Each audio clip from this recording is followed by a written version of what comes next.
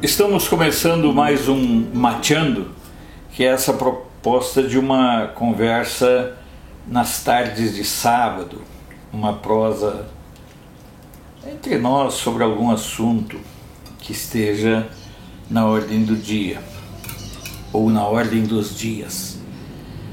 E eu até troquei a pomba para ver se essa semana, Valdemar Sense, para ver se ela não entope tanto. Mas um dos aspectos que mais me deixou intrigado foi o papel que os governadores estão exercendo. E eu não sei se vocês concordam, mas me parece que os governadores estão agindo muito mais como xerifes, como mandões, como coronéis de fim de mundo, do que gestores. Observe a postura que eles adotam. Aparecem de colete. Teve um lá no Ceará que pegou uma retroescavadeira. Aqui o do Goiás, o Caiado, mandou dar laço do pessoal. Eles não estão sendo governadores e nem gestores. Eles estão sendo apenas xerifes e impostores. Eles querem impor a lei deles, a vontade deles. E aí praticam toda sorte de bizarrice. Se a gente for observar bem atentamente o que está acontecendo, a gente vai observar o seguinte: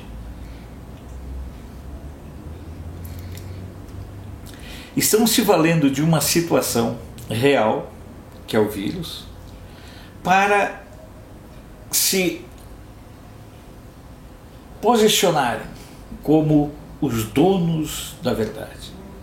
Aparecem de colete, aparecem de forma peremptória, querem ser os super-heróis, querem ser os super-homens de um tempo de crise. Eles tentam tirar de si o humano para serem a lei, a verdade, a ordem, a decisão final, a palavra final, bem o contrário do que acontece com o presidente da República, que mostra ao povo o lado humano do governante. E é esse lado humano do governante que o Bolsonaro não desempenha, mas é de fato, ao contrário dessas figuras como Witzel, Moisés, Dória, os governadores da esquerdalhada ali, nem conta que aquilo são fantoches de uma estupidez humana. Mas observem que esses outros governadores, eles tentam se vender como se a solução dependesse deles, da vontade deles. Esses mesmos governadores irresponsáveis, levianos, que sabiam do que estava acontecendo e não fizeram nada no tempo devido. Nada.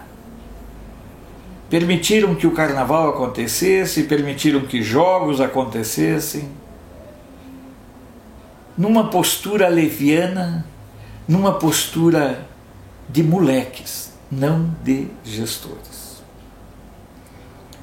Lembre-se que o Dória andava se refastelando, se esfregando em tudo que é pessoas durante o desfile. O Witzel, então, que é um cara medíocre pra caramba, ficou ali extasiado diante das mulatas. E eu fico perguntando e pensando, e quero assuntar isso com vocês: a que ponto é capaz de chegar um homem público na sua volúpia por aparecer?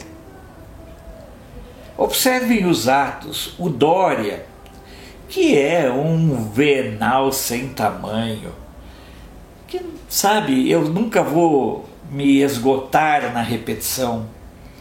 Foi presidente da Embratur vendendo a bunda da mulher brasileira como destino turístico, incentivando o turismo sexual no Brasil. Agora, ao mesmo tempo em que ele realiza obras no palácio dele, lá no Palácio de Governo, ele proíbe que as pessoas se movimentem e trabalhem. Mas os trabalhadores que estão trabalhando lá no Palácio do Governo, esses podem se expor ao vírus chinês. E o Dória exercita com incrível sordidez o seu gosto pelo espetáculo. Então ele quer controlar pelo celular, por tudo, quer multar, quer prender, quer arrebentar, que nem o Caiado aqui no Goiás. E se vocês estão pensando que eu me esqueci do enganês, como diz o Hassel, não, eu não me esqueci do enganês, porque esse talvez seja, de todos os governadores, o mais fraquinho, o menos qualificado para a atividade circense. E o menos qualificado também para a atividade administrativa. E o que fez o enganês? Enquanto todo mundo devia se privar, ele pegou seu jatinho e foi com família e serviçais para passar o feriado de Páscoa no litoral de Alagoas. Esses são os homens públicos, secundados por ministros do STF, respaldados pelo Centrão e pelas esquerdas no Congresso Nacional, apoiados por Rodrigo Maia, o Botafogo, e pelo Alcolumbre, mais conhecido como Batoré. E agora buscam de volta um asno como Lula para opinar sobre economia.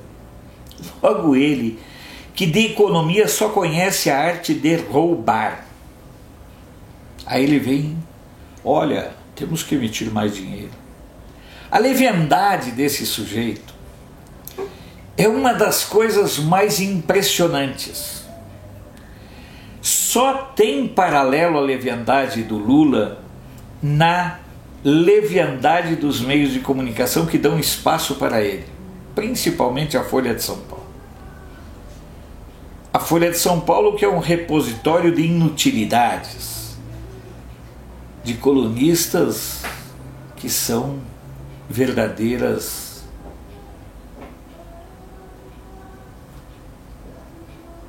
figuras deploráveis. Lá você encontra de tudo.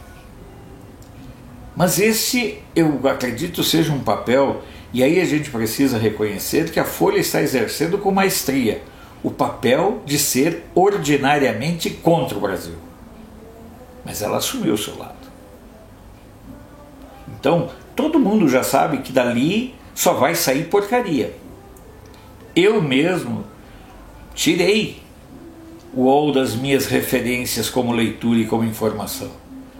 Porque eu estava percebendo, eu fiz um levantamento durante 15 dias, não saiu uma matéria útil no UOL. Você sabe o que é não sair uma matéria útil em 15 dias? Por que eu vou continuar lendo? O Globo eu ainda busco algumas informações que às vezes passam despercebidas pelos editores.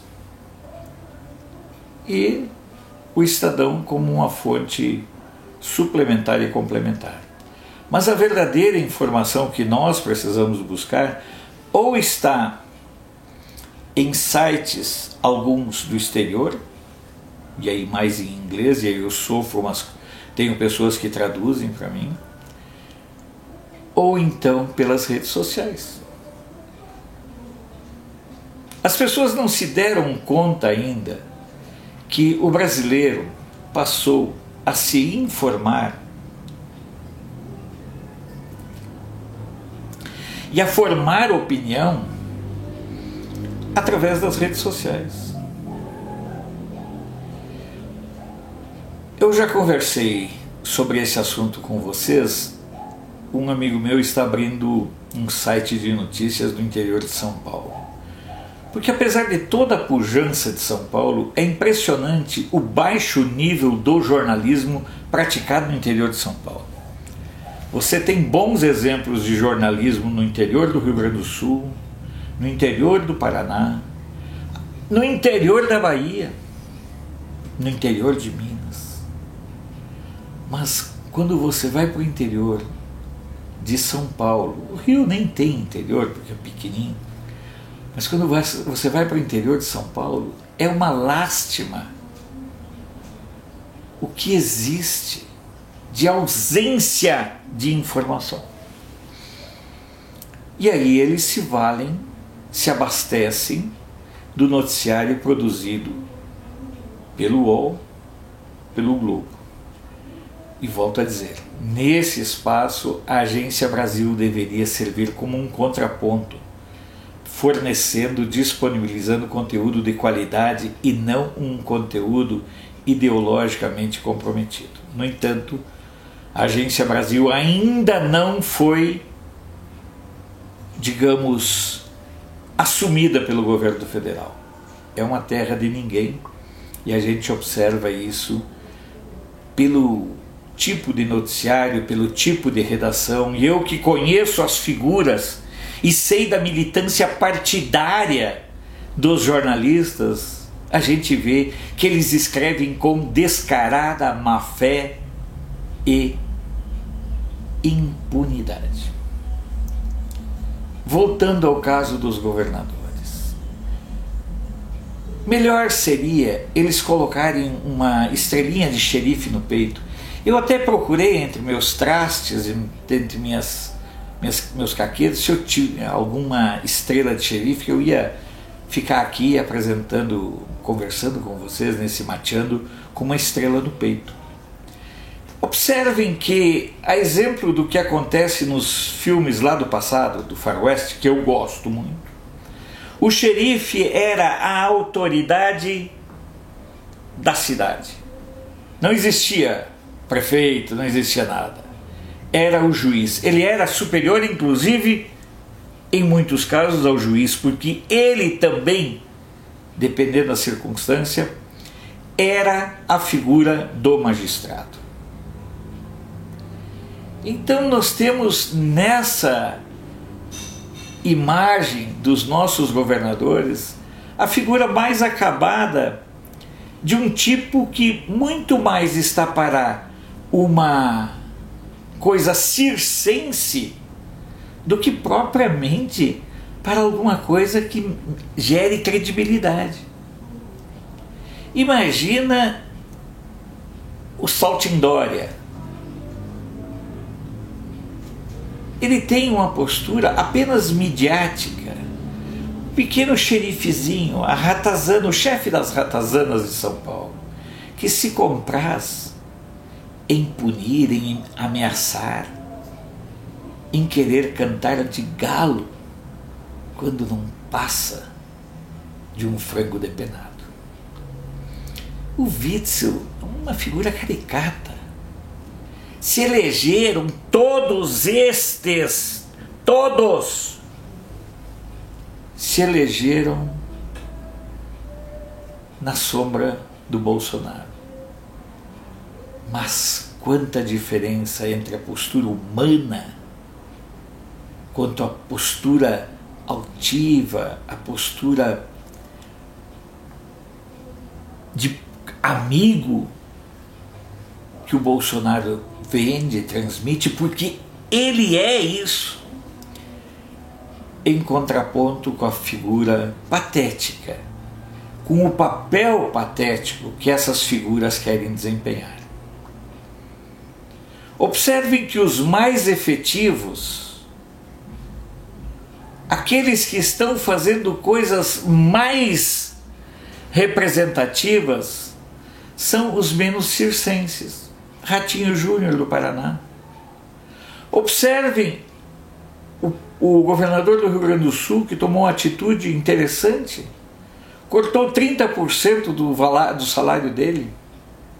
Tá certo que também é outro xerifezinho translocado, maluquinho, que quer proibir a atividade no país. Porque as pessoas não se deram conta ainda que só há incidência do vírus chinês em 13% das cidades, dos municípios brasileiros. 13%. 13 tinha que ser um número malfadado mesmo. E eles querem submeter 87% a um confinamento, a um isolamento que não se justifica. Olha o que é a maluquice do governador do Pará, proibindo as pessoas de voltarem para suas casas. Esse povo parece que fuma maconha estragada, fuma maconha com bosta seca, porque não justifica certas atitudes, porque não fecha com o roteiro. E mais, vocês lembram desde quando esses governadores e seus especialistas estão falando que o pico está chegando? Vocês lembram? Lá no final de fevereiro, não, o pico vai ser no dia 15 de março. Depois não aconteceu o pico, não, vai ser no dia 28 de março, às 3 horas e 43 minutos da madrugada. Aí não aconteceu. Aí empurraram para abril. Aí depois empurraram para maio. Agora o maledeto, inclusive, já está falando que pode ir até outubro, novembro. Não é apenas um exercício de achismo. É um exercício de irresponsabilidade para com o povo. Ao agirem, ao atuarem dessa forma, os governantes são levianos e circenses. Da mesma forma como eles insistem em proibir, agora essa semana já deram uma amenizada no uso da cloroquina. Eu tivesse um parente meu morto, eu processaria o maledeto ministro da Saúde por omissão de atendimento de saúde. Quantas dessas vidas que se foram poderiam ter sido evitadas com o uso da cloroquina?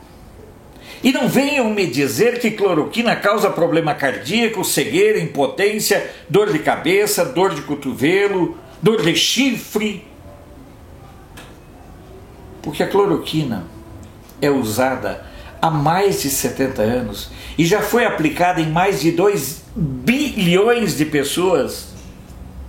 E nem OMS, nem cientistas, nem ninguém sabia dos efeitos paralelos, dos efeitos colaterais. Volto a dizer, será porque naquele tempo ela era usada contra a malária, que era uma coisa tipicamente de pobre? Então a gente tem que ter certos cuidados e prestar atenção no desempenho circense dos xerifes, dos chefetes, dos que querem transformar o coronavírus em palanque móvel e permanente, fechando bares, prendendo mulheres, agredindo trabalhadores e, acima de tudo, desrespeitando os brasileiros. O que nós temos visto, o que nós temos observado é um processo muito grande e muito forte de ações ridículas de governantes. Esse foi o nosso Mateando, mas eu quero encerrar o Mateando. Lógico que eu vou cobrir o texto com imagens, porque eu vou ler o poema. Mas essa pajada que eu vou ler, eu a escrevi no começo de dezembro de 2018. Assustadoramente, ela continua atual. A pajada, lá no Rio Grande do Sul, na Argentina e no Uruguai, seria mais ou menos o equivalente ao repente de um Patativa do Assaré. Jaime Caetano Brown, o maior de todos os pajadores, foi um símbolo e é um ícone desta arte lá no Rio Grande do Sul e também na Argentina e no Uruguai. Mas eu fiz essa pajada, escrevi essa pajada, e eu quero compartilhá-la com vocês, com ela desejando uma boa e aventurosa semana, e a gente vai se encontrar no sábado que vem para mais um Mateando. Enquanto isso, você me acompanha nos versos de As Razões da Esperança.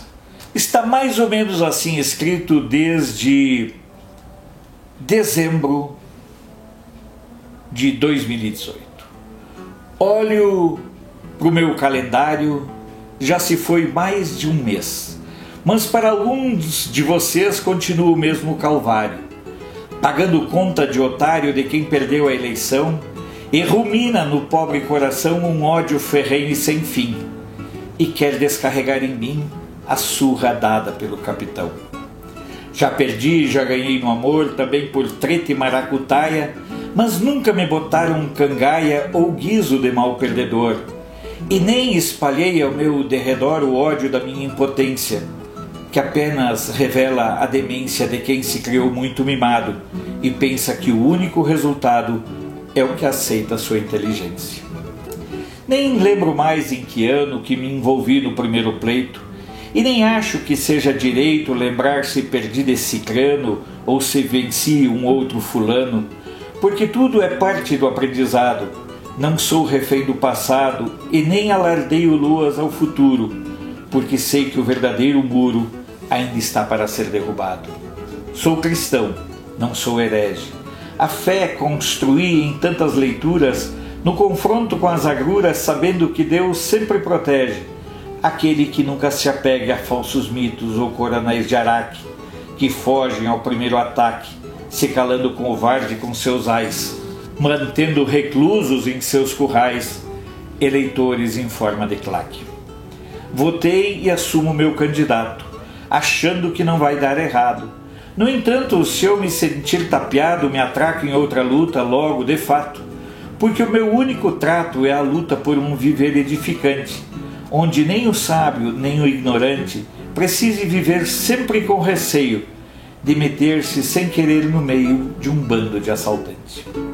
Para mim, era tempo e hora de mudar, para um novo modo de fazer, de um jeito diferente de perceber a realidade das coisas deste lugar, porque acredito que em vez de roubar, é possível ser sério e decente, pensando apenas e tão somente em colocar o país de novo nos eixos, sem precisar quebrar os queixos de quem seja teimoso e divergente. Cansei de mimimi e de choradeira de quem perdeu o discernimento e fica a vociferar ao firmamento arrancando a própria cabeleira como se fosse séria, verdadeira, a crença na soberania de uma ideia já condenada, necrosada e véia. É hora de saudar a sabedoria do novo que rompeu grilhões para que o povo mandasse para casa toda a patuleia. Serão 4 anos de enfrentamento, de luta ferrenha, diária e dura, porque tem muita estúpida criatura que prefere repartir o sofrimento do que viver o prazer do livramento de uma saga a caminho da maldição, reduzindo nosso destino de nação a um grupo de ladrões e saqueadores, onde nós éramos apenas espectadores, prontos a sermos devorados pelo leão. Espero que tenha chegado ao fim os tempos de conviver com achaque, onde vagabundo criminoso de Araque era tratado com pompa e idolatrado, deixando os honestos envergonhados, reféns de seus próprios conceitos, transformando o mérito em defeitos, numa inversão tremenda de valores, onde quem perde idolatra perdedores e trata de denegrir vitoriosos e eleitos. Lembro a você que esta pajada eu escrevi no começo de dezembro de 2018. E agora, quase na metade de abril, ela continua mais atual, verdadeira e correta do que nunca. Que você tenha uma boa semana, um bom fim de semana, aproveite a Páscoa e nós nos vemos de novo no próximo sábado para mais um Mateando. Um abraço e fiquem todos com Deus, porque só Ele é nosso escudo contra tanta velhacaria.